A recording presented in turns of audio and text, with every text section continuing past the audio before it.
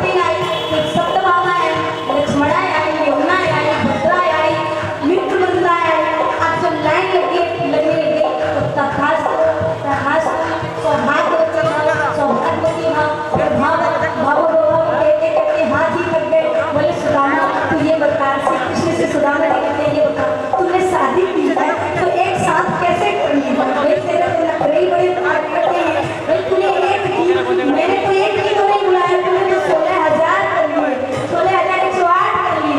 कम से कम मुझे किसी में भी तो शामिल करो बेटा, तेरी बारात में भी देख लेते। तो कहते हैं अरे बिना बारात के शादी करिए तो पूरा होकर सबको भगा के लाने होगा। बोलो बाराती भगवान की। इतनी शादी में मेरी बारात नहीं आई, सब भगी हुई है। अच्छा, हम सुदामा जी के हाथ से देखते ही देखते कृष्ण जी पोटली खींच लेते हैं जिसमें चावल बना होता है। 5 घर का चावल 5 प्रकार का होता है, किसी में मोटा तो किसी में पतला, किसी में टूटा तो किसी में सुंदर, क्योंकि 5 प्रकार का होता है। और कहते हैं भाभी ने कुछ कहा है क्या? बोले कहते हैं सुदामा जी, कहीं सुशीला ने प्रभु कहीं सुदामा रोए, श्याम हमारी कुटी में प्रतिदिन 11 होए। 11 जानते हो ना, एकादशी। सुशीला ने इशारा किया है कि कृष्ण एकादशी होती है। तो कितने सुंदर भाव कहते हैं सुदामा जी। श्री कृष्ण जी सुदामा जी को पता न चला और सुशीला को कह दिया मन से ही, हो नहीं सो हो गई अपना ऐसी होए, भाभी तेरे महल में रोज द्वादशी होए। द्वादशी खाने लगते हैं, लेने लगते हैं, तो वहाँ पे चिंता होती है सुदामा जी को। त्रिभुवन की चाह संपदा अनदन के भंडार। स्वामी जी सोच रहे हैं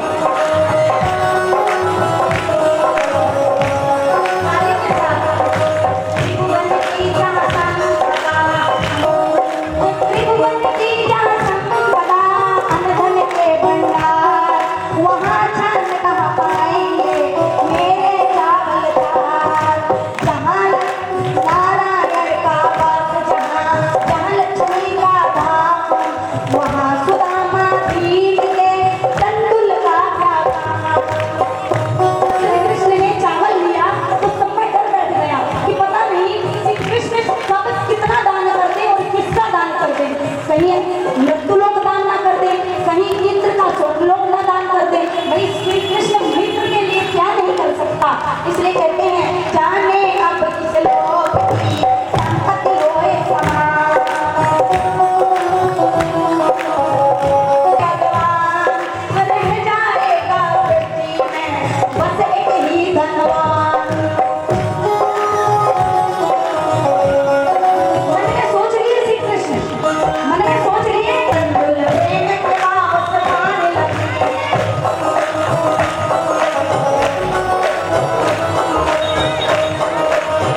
आगे देखा, प्रेम के भूखे तंदुल में वापस आने लगे हैं।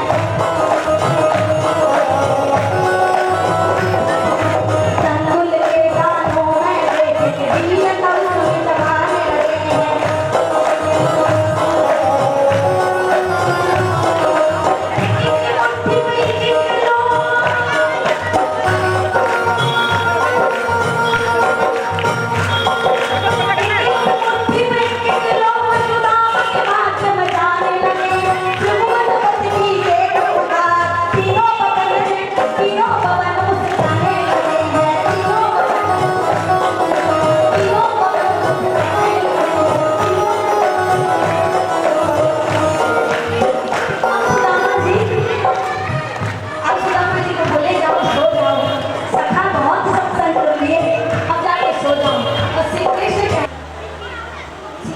बोले वो तो जाने देगा नहीं मुझे, और मैं जाऊँ उससे बोलूँ कि देख कन्हैया बहुत है गए रिश्तेदारी स्वागत सम्मान, अब ऐसा कर मुझको जाने दे।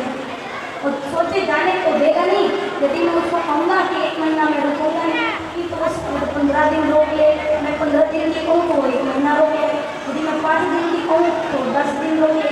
और जब ऐसा भाव प्रकट करके श्री कृष्ण हंस गए, बोले कन्हैया के जाने का छाना तेरे घर में भाभी इंतजार कर रहे हैं, सुशीला परेशान हो जाएगी।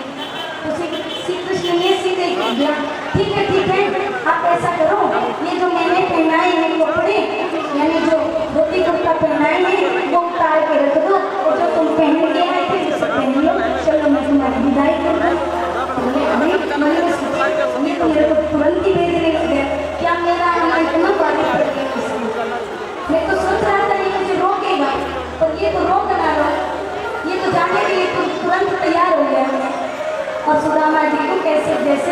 लागी। यह सोचते द्वारिका से निज ग्राम समीप में आए सुदामा। जब घर की ओर जा रहे हैं तो सोच रहे हैं कि मैं तो ललचाया भी नहीं हूँ और मुझे कुछ चाहिए भी नहीं, मेरे कृष्ण के अलावा किसी की संपत्ति से प्यार ना हो। कहते हैं लख वैभव मित्र से मांगा नहीं, मन में भी नहीं ललचाए सुदामा। हरे कृष्ण पड़े कुछ विस्मय में, जब ग्रह के चिन्ह न पाए सुदामा। यह द्वारवती सुदामा पूर्व में अति ही अमुलाए सुदामा। पर जैसे ही अपने ग्राम के समीप पहुंचे तो उनको अपनी झोपड़ी की जगह बहुत बड़ा महल दिखाई पड़ा। अपने गांव वालों की झोपड़ियों की जगह बहुत सारे उनसे छोटे छोटे महल दिखाई पड़े। तो वो वापस लौटने लगे। लगता है मैं घूम फिर के कहीं आता करते वापस द्वारका में आ गया हूँ। और जैसे सुशीला देखी कि मेरे स्वामी आए हैं, वो वापस जाने को आकर के पड़ने लगी। तो कहते हैं दूर कौन हो तुम देवी जी, दूर रही हो? तो बोले अरे स्वामी जी मैं सुशीला आपकी पत्नी। तो बोले सुशीला मैंने कहा था ना तुझे, मेरे कहने पर तुमको तेरे पास ये सब कहाँ से आया? तो सुशीला ने सारा समाचार बतलाया, सारी सूचना दी और दोनों मिलकर कहने लगे हे ब्रजराज सरकार, हे जगभूषण, हे कृष्ण बिहारी, ब्रजराज सरकार आपकी जय हो गई, हे द्वारकाधीश। और सुदामा उसी समय तक कुटिया बनाते हैं और कहते हैं माया यानी संपत्ति सोने नहीं देगी, संपत्ति